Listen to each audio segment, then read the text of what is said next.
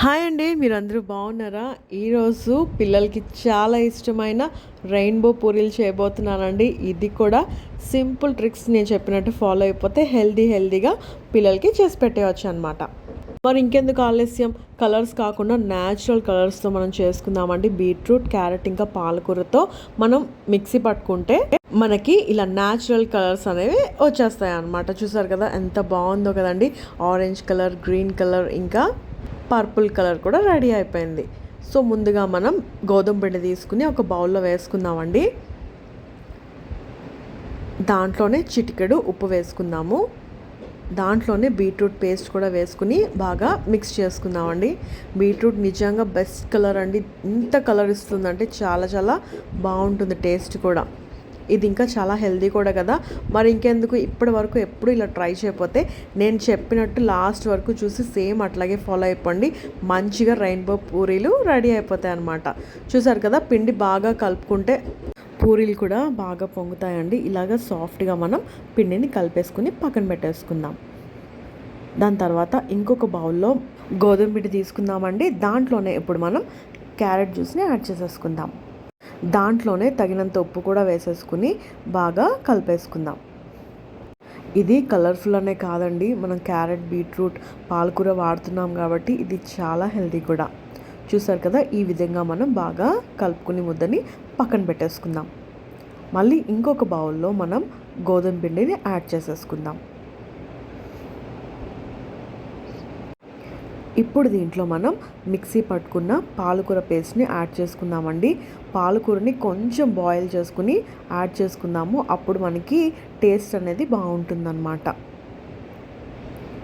So ఇలాగా పాలకూర కూడా మొత్తం అంతా యాడ్ చేసేసుకుని కొంచెం ఉప్పు వేసుకుని బాగా ముద్దలాగా కలిపేసుకుందాం.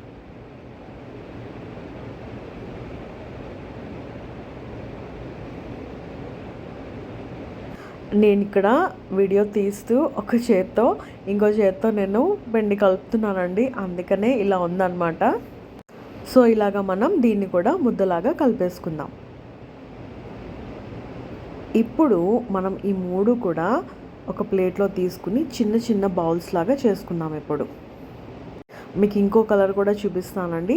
ఇది ఏంటంటే వాటర్లో కొంచెం పసుపు వేసుకుని బాగా మిక్స్ చేసుకుని పిండిలో వేసుకుని కొంచెం ఉప్పు వేసుకుని బాగా కలుపుకుంటే మనకు ఎల్లో కలర్ కూడా వచ్చేస్తుందండి. చూసారు కదా, ఇలాగా 4 కలర్స్ మనకి ఉంటాయన్నమాట. పర్పుల్, ఎల్లో, గ్రీన్ ఇంకా ఆరెంజ్. ఇవన్నీ న్యాచురల్ కలర్స్ అంటే చాలా యమ్మీగా ఉంటాయి టేస్ట్ కూడా. చూసారు కదా, ఇవన్నీ కూడా ఇలా పూరీలాగా వచ్చేసుకుందాం. చూసారు కదండి, ఎంత కలర్ఫుల్గా ఉంది కదా, చూస్తేనే పిల్లలకి నచ్చేస్తుంది. చూసారు కదా, ఇప్పుడు రెయిన్బో పూరి ఎలా చేయాలి అంటే ఇలాగా 1 by 1 మనం పూరిని ఒత్తి పెట్టుకున్నాం కదా, ఇలాగా అన్నీ కూడా 1 by 1 మనం యాడ్ చేసుకోవాలండి. సో ఫస్ట్ మనం గ్రీన్ పెట్టుకున్నాం, తర్వాత ఆరెంజ్, తర్వాత పర్పుల్, తర్వాత ఎల్లో పెట్టేసుకున్నాం కదా. ఇప్పుడు మనం దీన్ని రోల్ చేసుకోవాలి. చూసారు కదా, నేను చేసిన విధంగా ఇట్లా రోల్ చేసుకోండి.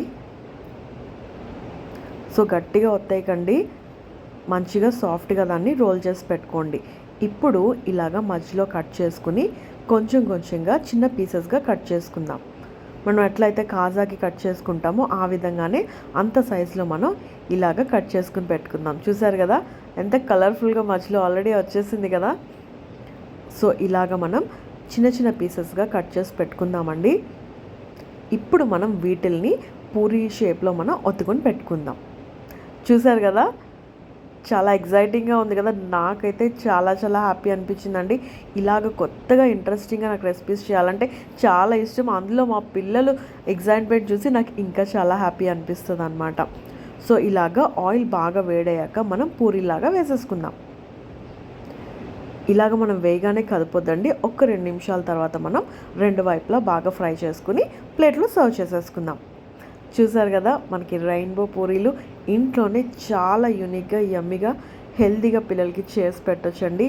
వాళ్ళైతే బోరింగ్ కాకుండా చాలా ఎగ్జైటింగ్గా, తినని వాళ్ళు కూడా చాలా ఇష్టంగా తింటారనమాట. సో నేను ఈ రెయిన్బో పూరీలోకి చోలే భటూరే చేస్తున్నానండి. ఇది చాలా హెల్తీ కాబట్టి పిల్లలకి మీరు కూడా నేను చేసిన విధంగా ట్రై చేసి పెట్టండి, చక్కగా తినేస్తారు. బీట్రూట్ ఎవరైతే తినరో వాళ్ళకి ఒక ట్రిక్ చెప్తానండి. సో అది లాస్ట్ వరకు ఏం చేస్తానో చూసి నేర్చేసుకోండి మరి. ఇప్పుడు మనం ఒక బౌల్ తీసుకుని దాంట్లో బటర్ యాడ్ చేసుకుందామండి. బటర్ కరిగిపోయాక దాంట్లో మనం ఉల్లిపాయ పేస్ట్ వేసేసుకుందాము. దాంట్లోనే పచ్చిమిరపకాయ ఇంకా కరివేపాకు కూడా వేసేసుకుని బాగా కలుపుకుందాం. ఇది ఇప్పుడు బాగా ఫ్రై అయిపోతే దీంట్లోనే ఫ్రెష్గా దంచిపెట్టుకున్న అల్లం వెల్లుల్లి ముద్ద కూడా వేసేసుకుని బాగా ఫ్రై చేసుకుందాం. ఇక్కడ ఉల్లిపాయ పేస్ట్ ఎందుకు వేసుకున్నాము అంటే అక్కడ గ్రేవీ అనేది మనకి చాలా థిక్గా వస్తుందండి. అప్పుడు మనకి పూరీలో తినడానికి కూడా చాలా బాగుంటుంది అనమాట. సేమ్ అట్లాగే మనం టొమాటో ప్యూరీని కూడా యాడ్ చేసేసుకున్నాం. టొమాటోల్ని చిన్న చిన్న ముక్కలుగా కట్ చేసుకుని మిక్సీ పట్టేసుకుంటే మనకి టొమాటో ప్యూరీ అనేది ఏర్పడుతుందండి. ఇప్పుడు మనం దీన్ని బాగా ఫ్రై చేసుకున్నాక ఆయిల్ అనేది పైన తేలాక దాంట్లో మనం 3 స్పూన్స్ కారం వేసుకుందామండి. 2 టేబుల్ స్పూన్స్ ఉప్పు వేసుకుని బాగా కలుపుకుందాం.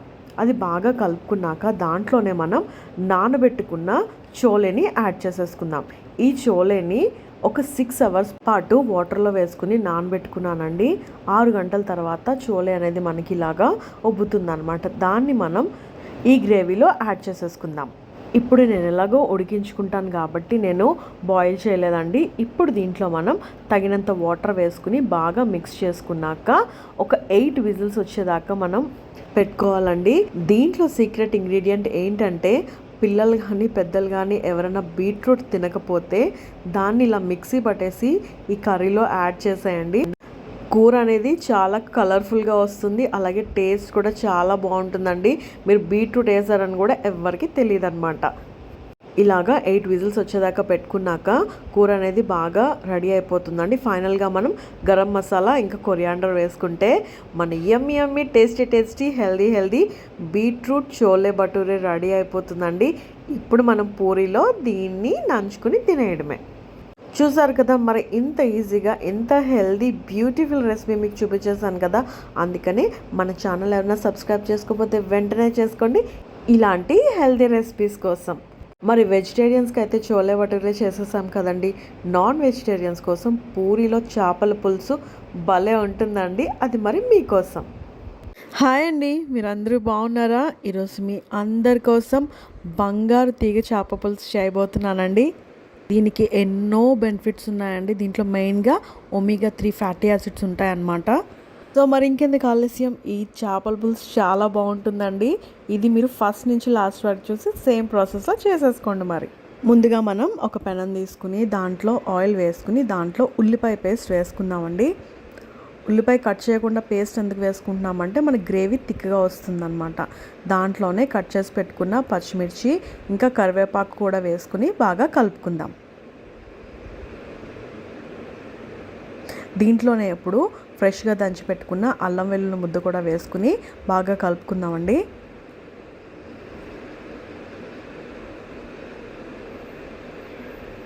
సో ఇవన్నీ కూడా బాగా మిక్స్ చేసుకున్నాక దీంట్లో ఇప్పుడు తగినంత కారం, చేపల పులుసుకి కారం కొంచెం ఎక్కువగానే ఉంటే బాగుంటుందండి, ఇంకా ఉప్పు వేసుకుని బాగా మిక్స్ చేసుకుందాం. సో ఇవన్నీ కూడా బాగా కలుపుకుందామండి. 1 కేజీ ఫిష్కి ఎంత క్వాంటిటీ ఉప్పు కారం అన్నీ వేయాలో నేను ఇంగ్రీడియంట్స్ డిస్క్రిప్షన్ బాక్స్లో పెడతాను, చూడండి. ఇప్పుడు మనం చింతపండు రసం వేసుకుందాం. ఇది కూడా బాగా మిక్స్ చేసుకుని ఇప్పుడు దీన్ని బాగా మరిగించుకుందాం.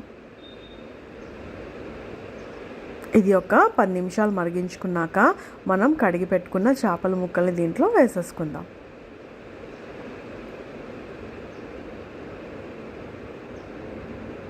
ఇలాగా అన్ని ముక్కలు కూడా వేసేసుకుందామండి. సో ఇలాగా ఒక 15 నిమిషాలు మూత పెట్టుకుంటే మన యమ్మీ బంగారు తీగ చేపల పులుసు రెడీ అయిపోతుందండి. చూసారా అండి, ఎంత సింపుల్గా చేసేసుకున్నాం కదా. కానీ ఈ చేప మాత్రం అన్ని చేపల కన్నా చాలా టేస్టీగా ఉంటుందండి. ఎందుకంటే దీంట్లో కొంచెం ఫ్యాట్ కంటెంట్ ఎక్కువ ఉంటుంది, అది కూడా మంచి ఫ్యాట్ అనమాట. చెప్పాను కదా ఒమేగా 3 ఫ్యాటీ యాసిడ్ అని, అందుకే దీని టేస్ట్ చాలా బాగుంటుందన్నమాట. మీరు ఎప్పుడన్నా ట్రై చేయకపోతే ఖచ్చితంగా ఈ ఆదివారం తీసుకొచ్చి ఇంట్లో చేసుకోండి. ఫైనల్గా అప్పుడు మనం కొత్తిమీర యాడ్ చేసేసుకుందామండి. అంతే అండి, మన స్పైసీ బంగారు తీగ చేప పులుసు రెడీ అయిపోయింది. మరి ఇంకెందుకు ఆలస్యం, ఇప్పటి వరకు మన ఛానల్ ఏమైనా సబ్స్క్రైబ్ చేసుకోకపోతే వెంటనే సబ్స్క్రైబ్ చేసుకుని మీ ఫ్రెండ్స్ ఫ్యామిలీస్కి షేర్ చేసేయండి. మరి అంతవరకు బాయ్ మరి.